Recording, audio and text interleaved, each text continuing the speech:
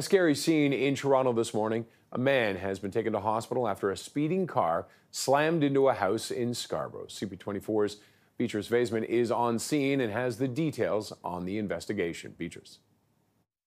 The man behind the wheel of a Nissan Sentra, I'm told he's a man in his 20s, came off of Ellesmere onto the road perpendicular here to Portico, essentially going right where that fire truck is, up the driveway. There was a vehicle, a Subaru, parked in the driveway, smashed into that vehicle, pushing it into the backyard, and ultimately causing the carport to collapse as well. I'm told by a sergeant here at the scene that that man who was behind the wheel, a man in his 20s, is now in hospital in critical condition, undergoing surgery right now. But quite a startling morning for the family of 5 who lives inside this home here on Portico Drive as we give you a live look from Chopper 24. Let's come back down to the ground now because I've got one of the two of the family members actually who were fast asleep when this all was going on. This is Manju Gore and her son Dexter.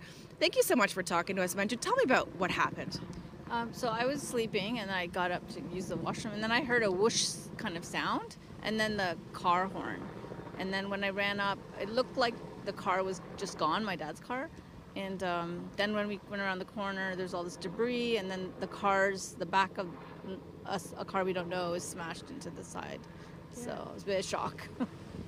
You woke up, you hear this bang. Obviously, it's not something you anticipate waking up to. I talked to your dad, who was just an awesome sport, a great character, talked about the fact that he thought his car was stolen, and then you guys come out to see this.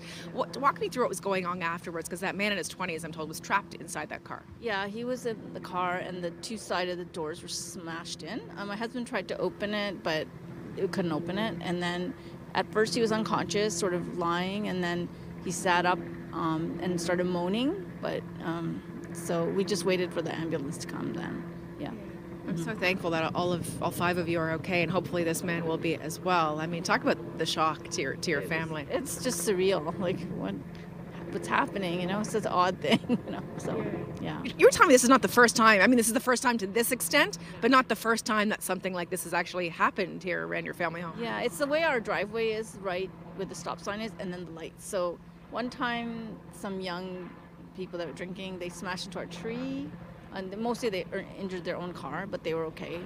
Then the next time, a pickup truck, he was very drunk, and he just smashed into the car, the porch, and cracked the porch in half. And then he jumped out of the car and ran away, and our neighbor chased him down.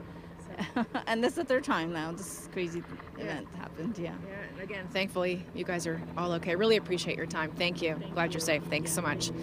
So police obviously trying to figure out what happened. I've viewed some video that led up to this crash. Shows the vehicle going extremely fast as it smashes into the driveway into a vehicle and then causing the carport to collapse. So police now trying to figure out exactly what caused it. Was it a medical emergency? Was there impairment? Obviously, it seems like speed's going to be a factor based on what I saw, but certainly police will be here at the scene for a little bit reconstructing it and trying to get to the bottom of it. Back to you guys.